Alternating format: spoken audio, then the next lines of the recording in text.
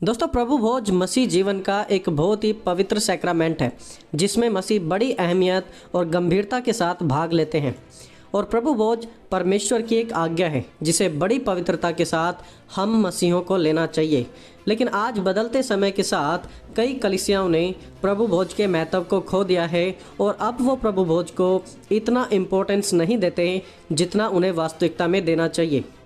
Holy communion में bread को प्रभु यीशु की बॉडी और दाखरस को प्रभु यीशु के ब्लड के रूप में मानकर लिया जाता है। तो यह प्रभु यीशु की बॉडी और ब्लड का मसीह विश्वासियों के लिए एक टेंजिबल एक्सपीरियंस हो जाता है। इसकी शुरुआत खुद प्रभु यीशु ने ही की थी। इस प्रकार लिखा है, जब वे खा रहे थे तो यीशु ने रोटी ली और आशीष मांगकर तोड़ी और चेलों को देकर कहा, लो खाओ, यह मेरी देह है। फिर उसने कटोरा लेकर धन्यवाद किया और उन्हें देकर कहा, तुम सब इसमें से पियो, क्योंकि यह वाचा का मेरा लहू है जो बहुतों के पापों की क्षमा के लिए बहाया जाता है। तो देखिए, यहाँ पर हम पढ़ सकते हैं कि प्रभु यीशु मसीह ने खुद इसकी शुरुआत की और प्रभु यीशु मसीह ने खुद इसे दिया और कहा कि तुम इसमें से खाओ और तुम इसमें से पियो, क्योंकि यह मेरी वाचा का लहू है जो बहुतों के पापों की क्षमा के लिए बहाया जाता है। प्रेरित पौलुस ने भी पहला कुरिन्थियों की पत्री में प्रभु भोज के बारे में लिखा। उन्होंने लिखा है, वह धन्यवाद का कटोरा जिस पर हम धन्यवाद करते हैं, क्या वह मसीह के लहू की सहभागिता नहीं? वह रोटी जिसे हम तोड़ते हैं, क्या वह मसीह की देह की सहभागिता नहीं? इसलिए कि एक ही रोटी है तो हम भी जो बहुत हैं एक देह हैं, क्योंकि हम सब उसी एक रोटी में भागी होते हैं। तो यहाँ पर क्लियरली इस बात को दर्शाया गया है कि प्रभु भोज के द्वारा हम मसीह के साथ सहभागी होते हैं और जो दर्द मसीह ने हमारे लिए सहा, इसलिए उसका धन्यवाद करते हुए। इनफैक्ट प्राचीन कलीसिया के लोग जब भी वो एक स्थान पर इकट्ठे हुआ करते थे तो वो प्रभु यीशु की याद में हमेशा रोटी तोड़ते थे। लिखा है, और वे प्रतिदिन एक मन होकर मंदिर में इकट्ठे होते थे और घर घर रोटी तोड़ते हुए आनंद और मन की सिधाई से भोजन किया करते थे। तो वो घर घर जाकर रोटी तोड़ते थे। प्रभु भोज का उद्देश्य भी बिल्कुल क्लियरली प्रेरित पौलुस ने लिखा हुआ है पहला कुरिन्थियों 11 अध्याय उसकी 23 से 26 आयत में। इस प्रकार लिखा है, क्योंकि यह बात मुझे प्रभु से पहुंची और मैंने तुम्हें भी पहुंचा दी कि प्रभु यीशु ने जिस रात वह पकड़वाया गया रोटी ली और धन्यवाद करके उसे तोड़ा और कहा, यह मेरी देह है जो तुम्हारे लिए है, मेरे स्मरण के लिए यही किया करो। इसी रीति से उसने ब्यारी के बाद कटोरा भी लिया और कहा, यह कटोरा मेरे लहू में नई वाचा है, जब कभी पियो तो मेरे स्मरण के लिए यही किया करो। क्योंकि जब कभी तुम यह रोटी खाते और इस कटोरे में से पीते हो तो प्रभु की मृत्यु को जब तक वह ना आए प्रचार करते रहो। तो यहाँ पर इन आयतों पर ध्यान दें, मेरे स्मरण के लिए यानी कि मेरी याद के लिए यही किया करो। इसी कटोरे से पियो तो प्रभु की याद के लिए करो। जब कभी इस रोटी से खाते हो पीते हो तो प्रभु की मृत्यु का जब तक वह ना आ जाए तब तक तुम प्रचार करते रहो। तो चलिए अब हम डिस्कस करते हैं कि प्रभु भोज लेने से पहले या लेते समय हमें किन किन बातों का विशेष ध्यान रखना चाहिए। दोस्तों, सबसे पहली बात, reflect on the sufferings of Christ. प्रभु यीशु के ऊपर या प्रभु यीशु के ऊपर जो पीड़ा हुई थी उसके ऊपर विचार करें। देखिए, अधिकतर होता क्या है कि हम सिर्फ परमेश्वर की आशीषों पर ध्यान देते हैं।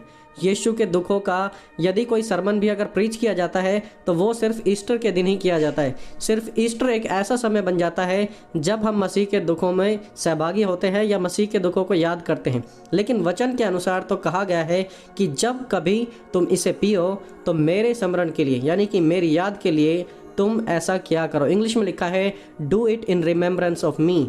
यीशु की याद में ऐसा किया करो। याद करें कि कैसे यीशु का मजाक बनाया गया था। याद करें कि कैसे परमेश्वर ने आपके और मेरे लिए पीड़ा उठाई थी। याद करें उस समय को जब कांटों का मुकुट उन्हें पहनाया गया था और कितने कांटे उनके सर में घुसे होंगे और कितना ज़्यादा दर्द उन्हें महसूस हुआ होगा। याद करें कि कितने दर्दनाक होंगे वो कोड़े जो प्रभु यीशु के बदन पर आपके और मेरे लिए मारे गए थे। याद करें उस दर्द को जो उन्हें भाला मारने के समय हुआ होगा।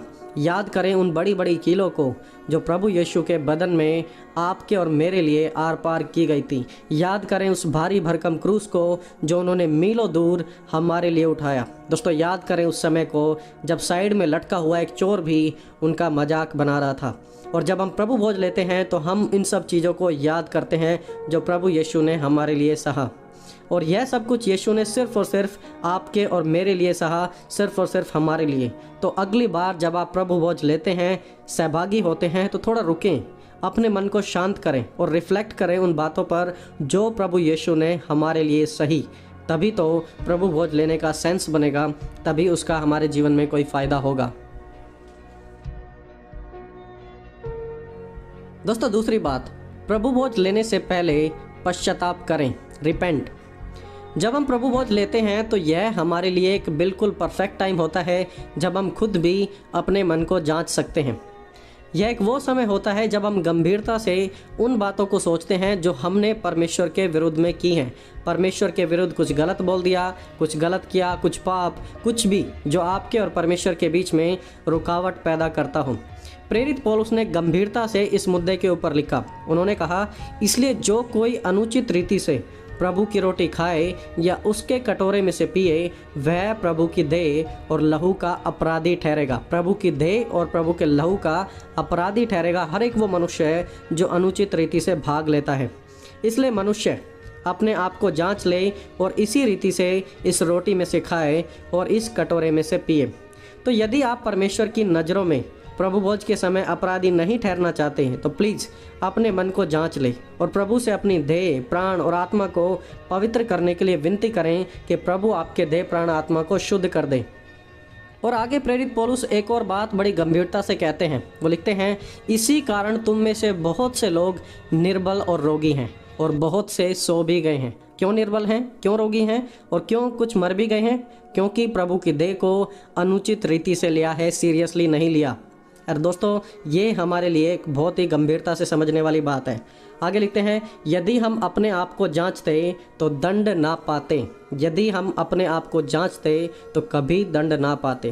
तो दोस्तों जब भी आप प्रभु भोज लेते हैं तो प्लीज़ अपने पापों का पश्चाताप करें, तौबा करें, अपने मन को जांच लें कि आपका मन ठीक है परमेश्वर के सामने, दूसरे इंसान के सामने, या फिर नहीं है। पहले उसे जांच लें, उसे ठीक कर लें, तभी प्रभु भोज में सहभागी हों। दोस्तों तीसरी बात, थैंक गॉड, परमेश्वर का धन्यवाद करें। धन्यवाद करें क्योंकि प्रभु ने आपको आपके गुनाहों में मरने नहीं दिया, बल्कि वो खुद आपके और मेरे स्थान पर मर गए। लिखा है, परंतु परमेश्वर हम पर अपने प्रेम की भलाई इस रीति से प्रकट करता है कि जब हम पापी ही थे तब मसीह हमारे लिए मरा। और लिखा है, जब हम भक्तिहीन थे तब मसीह हमारे लिए मरा।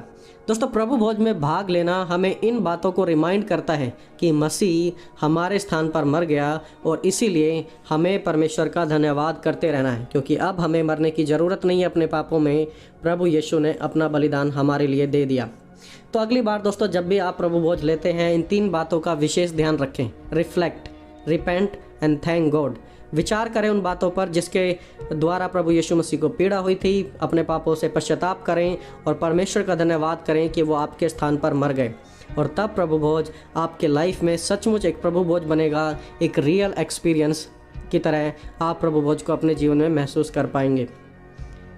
तो दोस्तों आई होप कि इस शॉर्ट टीचिंग वीडियो के द्वारा आपके कई डाउट्स क्लियर होंगे, आपको कुछ नया सीखने को मिला होगा। दोस्तों और भी ऐसी वीडियोस को देखने के लिए आप हमारे चैनल को ज़रूर सब्सक्राइब करें और साथ ही साथ हमसे बातें करने के लिए हमें इंस्टाग्राम या फिर हमारे फेसबुक प्रीच द वर्ड दीपक पर ज़रूर कॉन्टैक्ट करें। दोस्तों मिलेंगे जल्दी एक और नई वीडियो के साथ, तब तक आप सभी को जय मसीह की दोस्तों।